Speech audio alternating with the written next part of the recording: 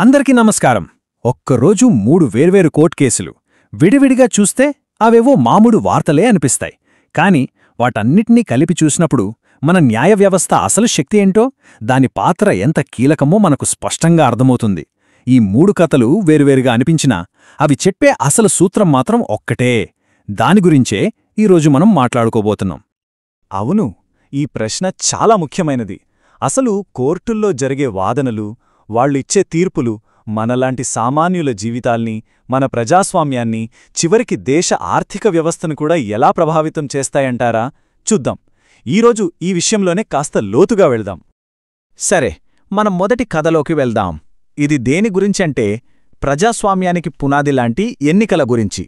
ఎన్నికల ప్రక్రియ ఎంత నిష్పక్షపాతంగా జరగాలి, దాన్ని కాపాడటానికి కోర్టు ఎలా ముందుకొచ్చిందో ఇప్పుడు చూద్దాం. ఇక్కడ వివాదమేంటంటే, తమిళనాడు ప్రభుత్వం ఓటర్ల జాబితాని సవరించే ఒక ప్రాసెస్ మొదలుపెట్టింది. అయితే ప్రతిపక్షంలో ఉన్న ఏఐఏడీఎంకే పార్టీకి ఒక అనుమానం వచ్చింది. అధికారంలో ఉన్న డీఎంకే పార్టీ ఈ ప్రాసెస్ని తమ రాజకీయ లబ్ధి కోసం వాడుకుంటోందని. అందుకే వాళ్ళు నేరుగా సుప్రీంకోర్టుకు వెళ్లారు. ఇంతకీ ఈ ఎస్ఐఆర్ అంటే స్పెషల్ ఇంటెన్సివ్ రివిజన్ అంటే ఏంటి? సింపుల్గా చెప్పాలంటే ఇది ఓటర్ల లిస్ట్ను క్లీన్ చేసే ఒక స్పెషల్ డ్రైవ్ అన్నమాట. అంటే ఏవైనా తప్పులుంటే సరిదిద్దడం, కొత్త ఓటర్లను చేర్చడం, అర్హత లేని వాళ్ళని తీసేయడం లాంటివి. ఆలోచించండి, ఈ లిస్ట్ ఎంత కరెక్ట్గా ఉంటే ఎన్నికలు అంత పారదర్శకంగా, నిష్పక్షపాతంగా జరుగుతాయి కదా. ఈ విషయంలో సుప్రీంకోర్టు రియాక్షన్ చాలా స్ట్రాంగ్గా ఉంది. వాళ్ళు దీన్ని అస్సలు తేలిగ్గా తీసుకోలేదు. కోర్టేమని చెప్పిందంటే, ఎన్నికల జాబితా అనేది ప్రజాస్వామ్యానికి పునాది లాంటిది. అందులో పారదర్శకత అనేది ఉంటే బాగుంటుంది అనే ఆప్షన్ కాదు, అది ఖచ్చితంగా తప్పనిసరిగా ఉండాల్సిందే అని చాలా బలంగా చెప్పింది. సో ఈ కేసు నుంచి మనం తీసుకోవాల్సిన ముఖ్యమైన పాయింట్ ఏంటంటే, ప్రజాస్వామ్యం అంటే మనం వెళ్లి ఓటు బటన్ నొక్కడం మాత్రమే కాదు.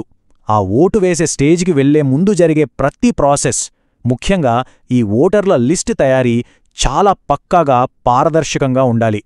కోర్టు కాపారింది సరిగ్గా ఈ నమ్మకాన్నే. సరే, ఇప్పుడు ప్రజాస్వామ్యం నుంచి మన ఫోకస్ని ఆర్థిక వ్యవస్థ వైపు మారుద్దాం. ఇది మన రెండో కేస్.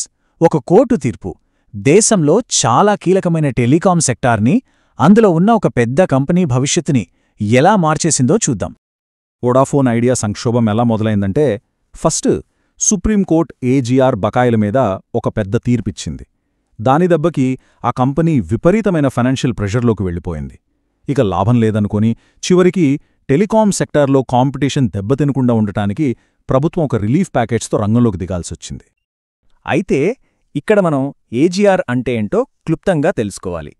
ఈ అడ్జస్టెడ్ గ్రాస్ రెవెన్యూ అంటే సింపుల్గా టెలికాం కంపెనీలు తమ సంపాదనలో కొంత వాటాని ప్రభుత్వానికి ఫీజుగా కట్టాలి. కాని ఆ లెక్క ఎలా వెయ్యాలి అనే దానిమీద వివాదం మొదలై అది చినికి గాలివానలా మారింది. చివరికి సుప్రీంకోర్టు తీర్పుతో కంపెనీల మీద కొన్ని వేల కోట్ల భారం పడింది. మరి ఈ కేసు నుంచి మనం నేర్చుకోవాల్సింది ఏంటి? సింపుల్, ఒక కంపెనీ ఎంత పెద్దదైనా అది చట్టానికి లోబడే నడవాలి. నిజమైన స్టెబిలిటీ అనేది రూల్స్ పాటించడం వల్లే వస్తుంది. అంతేకాదు, ఒక ఇంపార్టెంట్ సెక్టార్ను కాపాడటానికి ప్రభుత్వం, న్యాయ వ్యవస్థ ఎలా కలిసి పనిచేస్తాయో చెప్పడానికి కూడా ఇదొక మంచి ఉదాహరణ. ఇక మన మూడో చివరి కథ. ఇది మనందరికీ ఒక చాలా ప్రాథమికమైన సూత్రాన్ని గుర్తుచేస్తుంది. అదేంటంటే, చట్టం ముందు అందరూ సమానమే. ఎంత పెద్ద అధికారం ఉన్నా సరే జవాబుదారీతనం నుంచి ఎవరూ తప్పించుకోలేరు. సో ఈ కథ ఎలా మొదలైందంటే, ఒక కేస్ విషయంలో కోర్టు తెలంగాణ అసెంబ్లీ స్పీకర్కి కొన్ని ఆదేశాలు జారీ చేసింది. ఇది మామూలుగా జరిగే ఒక న్యాయ ప్రక్రియే. కాని ఆ తర్వాత ఏం జరిగిందంటే, ఆ కోర్టిచ్చిన ఆర్డర్స్ని అమలు చేయలేదు. ఇదొక రకంగా న్యాయ వ్యవస్థ అధికారాన్నే ప్రశ్నించినట్టయింది. దాని పర్యవసానమేంటి? సుప్రీంకోర్టు నేరుగా స్పీకర్ మీద కోర్టు ధిక్కరణ కేసు అంటే కంటెంప్ట్ ఆఫ్ కోర్ట్ కేసును స్టార్ట్ చేసింది. ఇది చాలా క్లియర్ మెసేజ్. తమ ఆదేశాలను లెక్క చేయకపోతే న్యాయ వ్యవస్థ తన అధికారాన్ని ఎలా వాడుతుందో చెప్పడానికి ఇంతకంటే పెద్ద ఉదాహరణ అవసరం లేదు. ఈ కేసులో అసలు పాయింట్ చాలా సింపుల్ అండ్ పవర్ఫుల్. పదవి ఎంత పెద్దదైనా, అధికారం ఎంత ఉన్నా ప్రతి ఒక్కరూ చట్టానికి లోబడి ఉండాల్సిందే. రూల్ ఆఫ్ లా ముందు ఎవరికీ ఎలాంటి మినహాయింపులు ఉండవు. సరే, ఇప్పటిదాకా మనం 3 వేరువేరు కేసుల్ని చూశాం.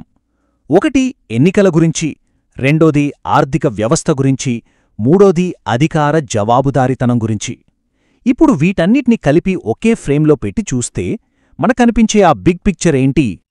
ఒకే రోజు జరిగిన ఈ 3 సంఘటనలు మనకేం చెప్తున్నాయంటే, మన న్యాయ వ్యవస్థ ఒకేసారి 3 కీలకమైన పనులు చేస్తోంది.